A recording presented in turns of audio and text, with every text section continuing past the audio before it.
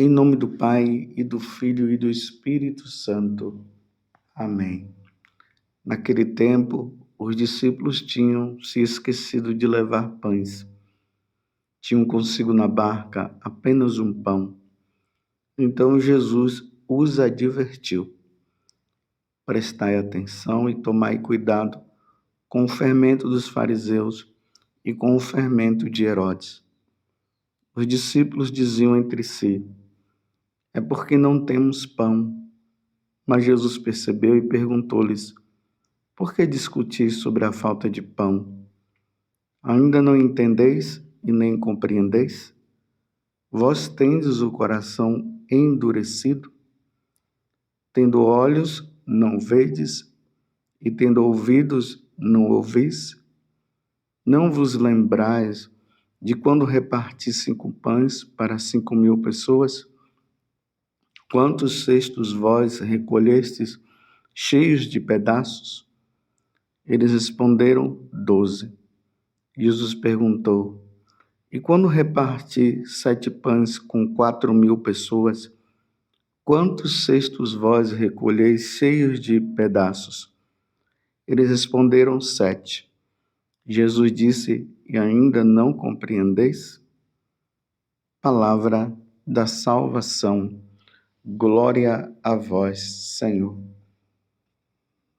Meus irmãos e minhas irmãs, estamos no Evangelho de São Marcos, capítulo 8, do versículo 14 até o versículo 21.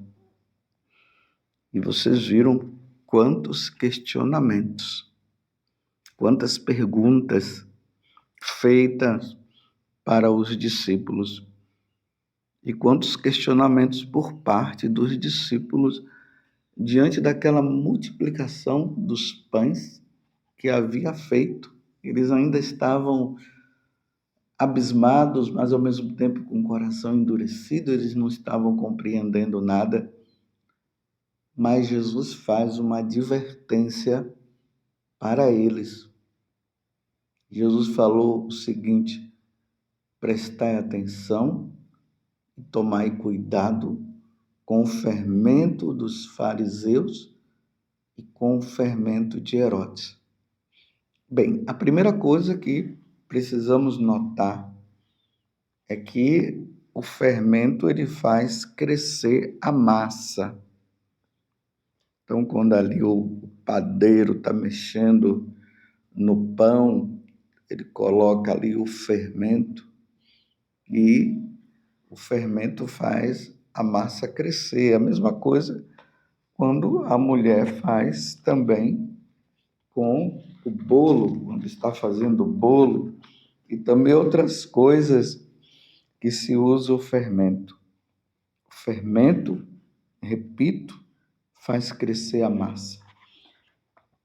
Então Jesus está dizendo: cuidado com o fermento dos fariseus e cuidado também com o fermento de Herodes. Então aqui nós precisamos meditar então em algo. Que tipo de fermento então é o dos fariseus? E que tipo de fermento é o de Herodes?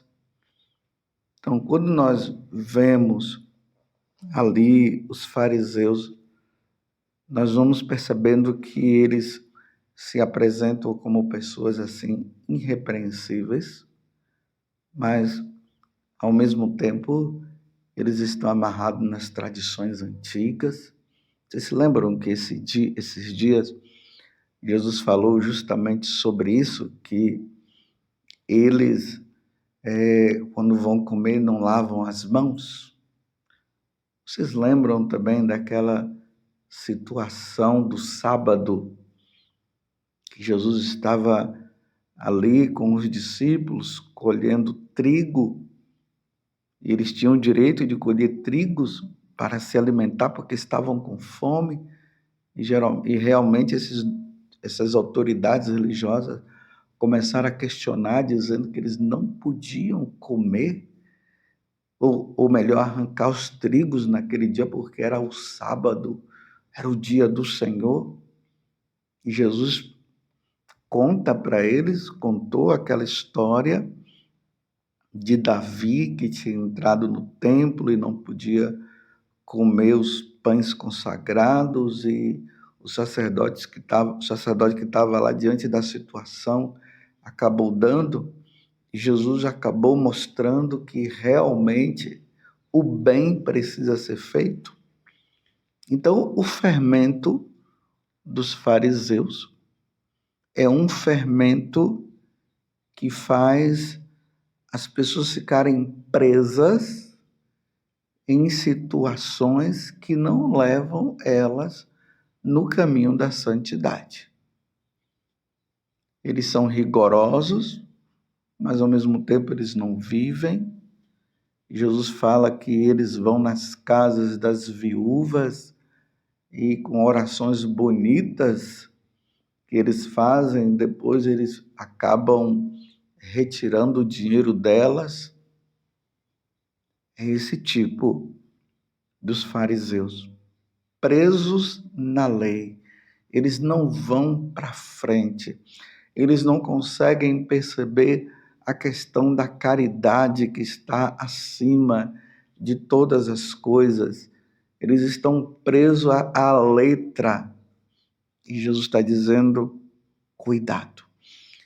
Nós precisamos ter esse cuidado, precisamos ser maleáveis e precisamos entender que precisamos sim praticar a lei, mas com caridade, com prudência, com amor. Mas e o fermento de Herodes? Quando nós olhamos para Herodes, nós vemos incrustado dentro dele o adultério. Você lembra que ele estava vivendo aquela situação do adultério com Herodíades? Aí entra também a questão do homicídio. Vocês lembram que ele matou João Batista? Ele era dissimulado. Ele sabia quem era João Batista. Ele tinha medo das coisas que João Batista falava, mas ao mesmo tempo ele prendeu João Batista. E diante de um juramento que tinha acontecido ali, que ele fez diante da filha de Herodíades, que dançou, ele disse, darei todo o meu reino por você. E aí a filha de Herodíades pergunta para a mãe, o que é que eu vou pedir para ele, então? Ela, a cabeça de João Batista. E ela vai lá e pede a cabeça de João Batista, e Herodes, diante daquela situação de tantas pessoas que estavam lá, pessoa da aristocracia, ele acabou cedendo e matando João Batista. Esses são os dois fermentos que nós precisamos evitar. Em qual dos dois você está? Padre José Augusto, em qual dos dois o Senhor está? Precisamos caminhar com Deus, precisamos ser fiéis a Deus. Não podemos entrar nisso. E é por isso, meus irmãos, que na primeira leitura de hoje, que está no livro do Gênesis, no capítulo 6, do versículo 5 ao 8, depois o capítulo 7, do 1º até o 5º, e depois o versículo 10. Está pingado assim, mas depois você dá uma lida para meditar melhor. Quando nós voltamos lá no capítulo 1º do livro do Gênesis, lá mostra que Deus, quando ele criou todas as coisas, sempre terminou dizendo, e Deus viu que isso era bom. E quando ele criou o ser humano, Adão e Eva, ali diz que Deus os abençoou. Deus viu diante da criação que tudo era bom. Mas o que foi que aconteceu depois? Deus, diante da questão do livre-arbítrio, ele tinha dito para o homem e também a mulher não comerem do fruto do conhecimento do bem e do mal. E o que foi que aconteceu? Eles comeram. E a partir de então, o mal entrou no mundo, a morte entrou no mundo. O homem que foi criado para ser feliz, o homem que foi criado para em tudo fazer a vontade de Deus, ele acabou entrando na desobediência. E aí no capítulo 4 nós vimos o quê? Caim matando Abel. Matou. E aí a desordem entrou no mundo por causa de quem? Por causa dos animais? Por causa das aves? Por causa das plantas? Não, a desordem entrou no mundo por causa do homem. E é triste, meus irmãos, notar o que Deus fala aqui neste livro do Gênesis, no capítulo 6, que eu acabei de falar. Aqui vai dizer que Deus, vendo a situação do homem, Deus se arrependeu de ter criado o homem. Imagina! Eu vou ler aqui o versículo 5, do capítulo 6. O Senhor viu que havia crescido a maldade do homem na terra.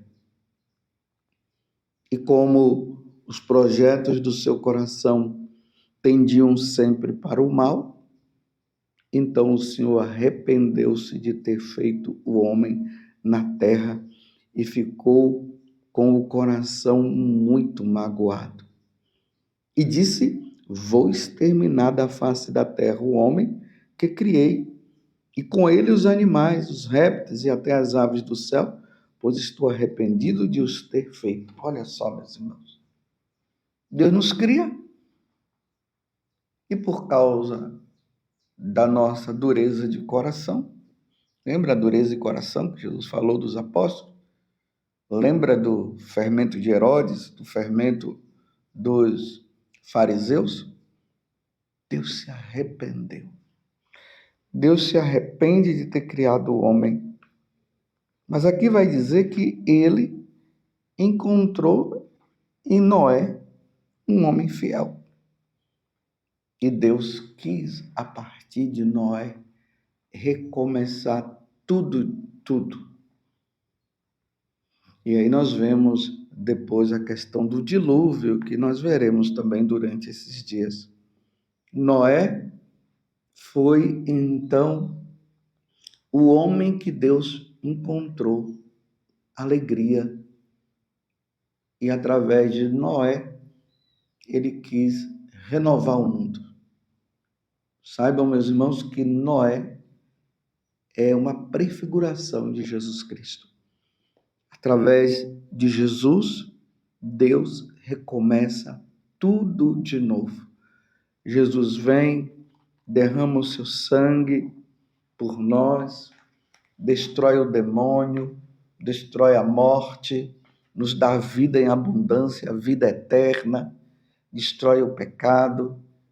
E agora nós precisamos caminhar com Deus. Precisaremos ser fiéis a Deus, como Noé, como Jesus. Você está entendendo a graça de tudo isso?